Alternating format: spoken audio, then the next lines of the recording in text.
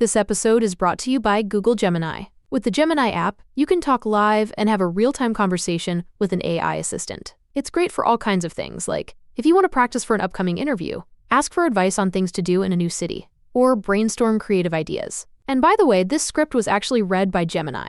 Download the Gemini app for iOS and Android today. Must be 18 plus to use Gemini Live. Ryan Reynolds here for Mint Mobile.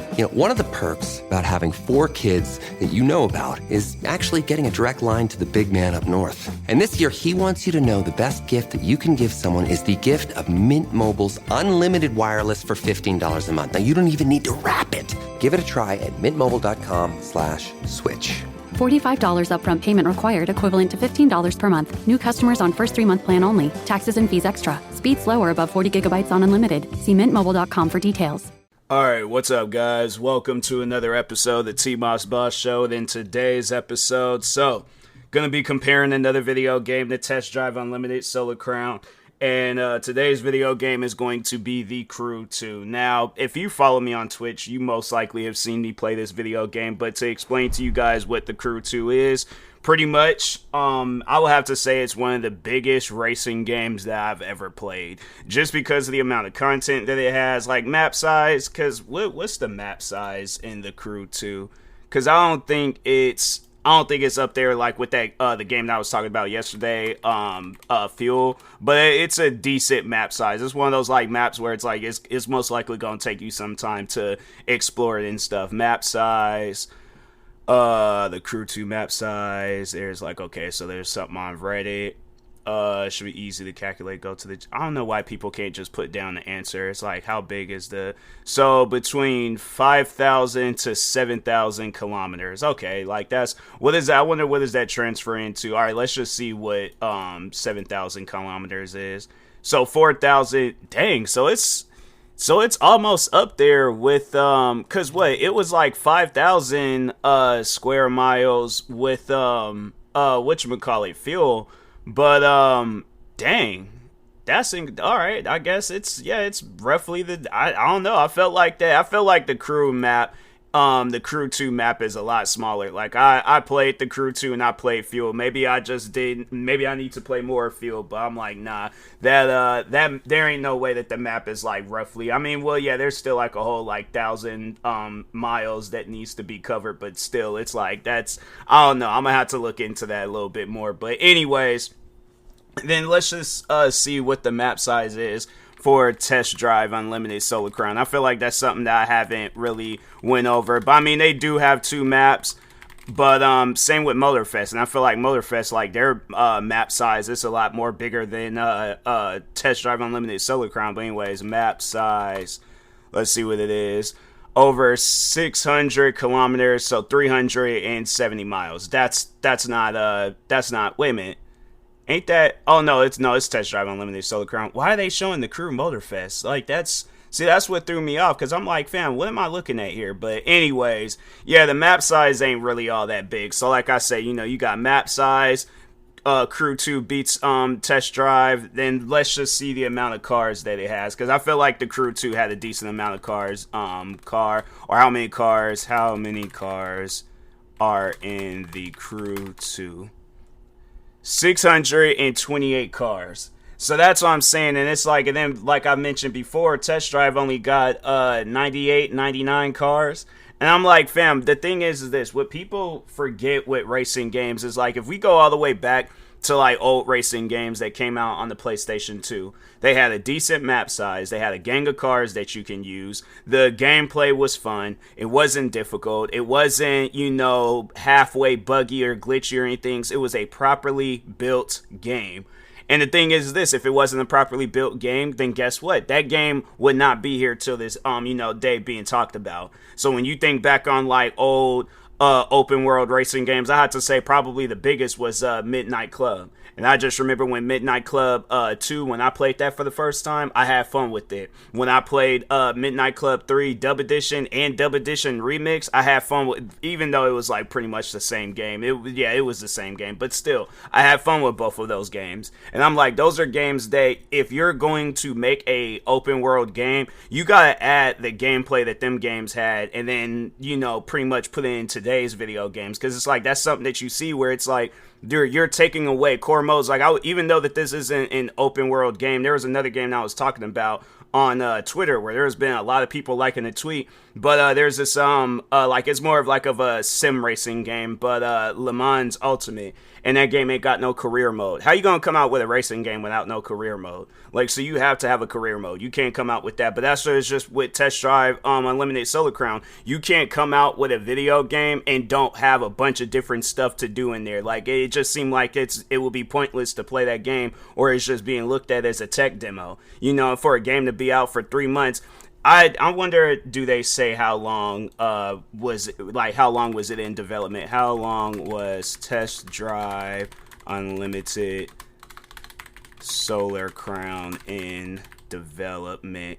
How long has okay, there it goes. 6 years? There ain't no way. There ain't no way it took them 6 years to come out with that. No, I find that very, very hard to believe. There's no way it took you guys 6 years to come out with Test Drive Unlimited Solar Crown, and that's what you guys decided to come out with. My thing is this: where was the development at then? You know, because you think of like 6 years. If you look at video games like Need for Speed Heat and Need for Speed Payback, it was like Need for Speed Payback and Need for Speed Heat. It was like a 2-year difference between each of those games. And you mean to tell me that you could get all three of those games for what, like $6-7 or something like that? Because them games ain't really going for that much. I am going to continue. Okay, let me look up the price for all three of those Need for Speed games. But okay, so $2.99 for the Need for Speed game that came out in 2015. Payback, that game will cost $4.99. So what? There's $6 right there, and then Heat is that's, and then $3.49. So it's like what, $8, like, so a little over $10, you know, after tax and all that stuff. And then the Crew 2, I think the Crew 2, you actually could get that game for cheap. Yeah, $9.99. I'm like, yeah, that game, it ain't even really going for that much because it's been out for some time. But it's like, I wonder if they got like DLCs and stuff. Yeah, they do have like the gold edition. So you can get, hold on for a second. Let me see something real quick, because they have like a bundle thing with Test Drive, or not Test Drive, but the Crew 2 and Motorfest. Let's just see where. So you can get the most expensive version of Test Drive, which will be, so it's the gold edition, and it'll be $64.99.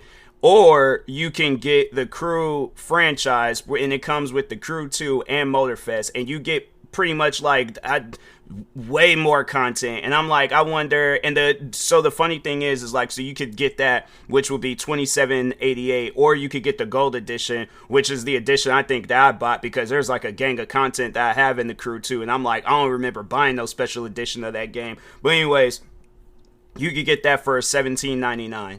And the funny thing is, the gold edition of the Crew 2, like, yeah, the game's been out for some years, but it's like, and then on top of that too, I think this is like one of the like highly rated games or something on the it's like I think it is in the top rated section. Is it? I thought it was. I guess not. Maybe I was imagining things. But coming down between like both games, yeah, I have to say the Crew 2 is a lot better, just because it has more content, it has more cars, there's more to do in there. They have like so many, because they have it where you can, so just from what I remember, they have it where you do police chases. They have it where you're doing like some action-packed stuff. They got monster trucks, they got bikes, they got, what else do they have? Even just in the Crew Motorfest, they just added a helicopter in the game. But what else in the Crew 2? Yeah, they got like a gang of different cars. They don't just have just strictly cars. Like, you can fly planes and stuff. Drive boats and stuff. What other things do they have? I feel like they have like jet skis, but I could be wrong. But anyways, they do have boat vehicles in the game. But demolition derbies and stuff. Test Drive, all they just got is racing and just like circuit racing. I believe, I feel like, do they have point-to-point racing? They should have point-to-point racing and time attacks. That's the only 3 modes that they have in Test Drive Unlimited Solar Crown. And I'm like, you mean to tell me a game where it's like, okay, the Crew, because I wonder what was the time frame of the Crew and the Crew 2, because I feel like it was like a big gap. So let me just, so 2014, so that game came out in 2014. Crew 2 came out in 2018. So they had a 4-year difference. And you mean to tell me that it's like you guys had 12 years and it's still like you guys ain't, no. So it's like you had 12 years to, just from the last test drive game all the way up until this one, but you had 6 years of development. Meanwhile, this game had 4 years of development plus like the DLCs and all that stuff. And I'm like, I'm just very curious to see where the DLCs is going to land.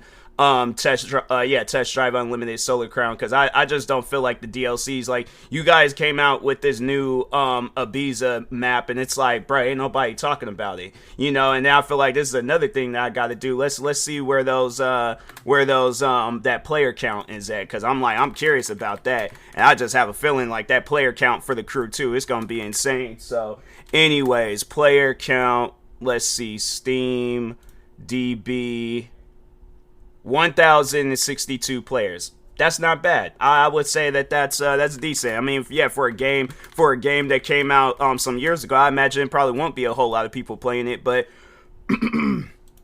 let's see, where 81. Dang, I have to say I think that's the first time I didn't seen that game underneath 100. 81 players is in game right now. So you gotta ask that question. And this is just talking to the test drive developers and anybody out there trying to defend test drive, because I'm like, to me, there really isn't no defense for that game. The thing is this. If I have the knowledge that you guys have with video game development, and you know what, maybe I shouldn't even say that, because I'm like, it might not be that much knowledge. But overall, though, if I got like video game development, within me, like I know about video game development, and I spend 6 years on a video game, I guarantee and I promise you, I'm going to come out with a video game. Full video game, no, like, game might have like a bug here or there, but even outside of racing games, I wonder what was the time frame, Spider-Man, Miles Morales. I'm just curious to see what was the time frame between that and the Spider-Man 2 game. So that game came out in 2020. Spider-Man 2, that came out in 2023. So that game had a 3-year difference. And you mean to tell me they came out with a video game even though they ain't a racing game, but just overall talking on like that time frame, they managed to come out with I think the map was relatively bigger and stuff there, because there was areas that I'd been to that I was like, okay, I don't remember that in the past previous Spider-Man games. But anyways, the map was bigger. They had it where you played as Spider-Man, of course. They had it where you played as Miles Morales' Spider-Man. Then they have like some elements where you play as Mary Jane. And then they have you play as Venom. And I'm thinking to myself, like, fam, this game, it was a 3-year difference. You guys had 6 years. Do you see the point that I'm trying to make? Is that if you spend 6 years working on a video game, you should have more than circuit races, point-to-point races, and time trials. Oh, and then some, 99 cars. You guys should have way more than that. And then that's the thing where I'm like, because I know people will probably be trying to defend the development team, like, oh, there ain't a whole lot of people with the development team. And I'm like, fam, there's video games that I played a lot smaller than the development team. There's been people out there that have been working on video games by themselves. For example, the video game Spaceborne 2.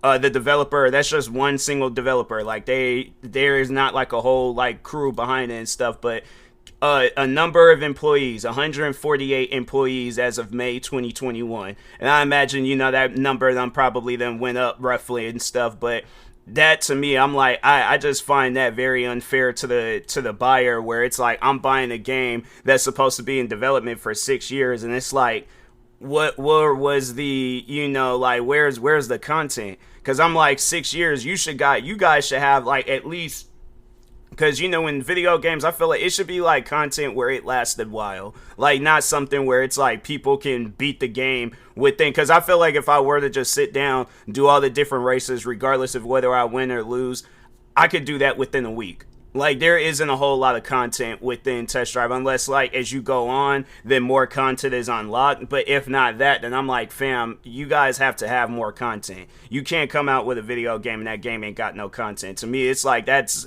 like me coming out with a music album and they ain't got no music on there. or James Cameron coming out with a movie, but there ain't no movie. It's like, oh, it's only the opening credits, and then that's it. And it's like, oh, come back in 2-3 months from now, and then there'll be like the first few scenes. Like, do you honestly think there's gonna be? That's what I'm saying. I'm like, I honestly feel like there needs to be like more rules and regulations with video game development, because I'm like, there ain't no way there's people out here spending 6 years to come out with a tech demo. Like, to me, I'm like, that's almost frustrating to see that, because it's like, how does that even work out in things? But yeah, overall though, if anybody asks me between both games, like one game is older and one game is newer, which game should I get? I'm going to make sure of it that person gets the Crew 2. I'm like, you will have way more fun with the Crew 2. Yeah, the thing is that the Crew 2, it's a little arcadey. Like, it doesn't have like, Test Drive, I'm like, I use that game with a steering wheel controller and a regular controller, and I'm like, and I don't have like no crappy controllers. Like, I would say I have some pretty decent controllers, and even with both the steering wheel, and because I'm using the Logitech G923, then I'm using a SCUF controller for my Xbox.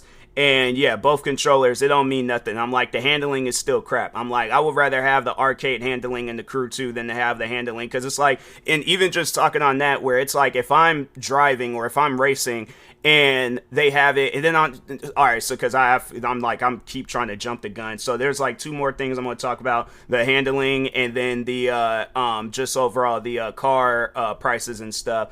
No, not the car prices, because I was like, car prices don't really mean nothing and stuff. Just, all right, so I'll just go over the handling. I was going to say something else, but I was like, nah, I'll just leave it for that for another time and things. But no, so with the car handling, when you're turning in the Crew 2, like, yeah, it's very arcadey, but at the same time, it's like, it's not an issue versus Test Drive Unlimited Solo Crown. When you turn in that game, it feels like you're turning a Greyhound bus and you're driving a Mustang or a Camaro. And I'm like, fam, I shouldn't have to come to a complete stop, drive maybe like 5 miles per hour just so the car can turn a little bit quicker. It's like, if my thing is this, if I could play any other racing game and I don't have to like come to a complete stop to turn, that shouldn't be a thing in Test Drive Unlimited Solo Crown. Oh no, that's what I was gonna mention, was the difficulty in the Crew 2. There isn't no such thing as difficulty. They have it set up where it's like, if you have the money and you could get the upgrade, or no, so they have it where it's like, you do the races, you get upgrades right then and there.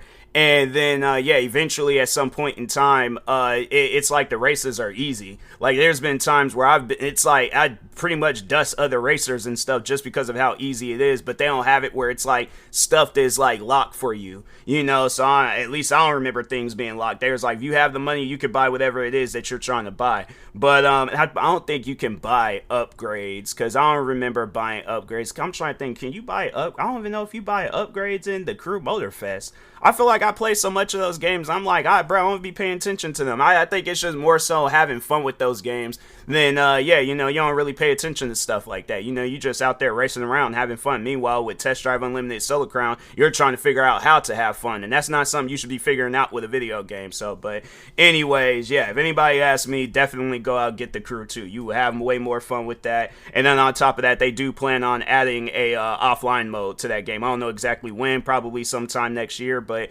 yeah, they plan on doing that. And I think I might have mentioned that with Motorfest, but yeah, they plan on adding a offline mode with that too. So, but anyways, with that being said, I will talk to y'all later. It's been another episode of the TMossBoss Show. Thank you guys for watching and or listening. Stay tuned for the next episode. Like, subscribe, viewing this on YouTube. Follow, subscribe, viewing this on the podcast streaming service. And peace.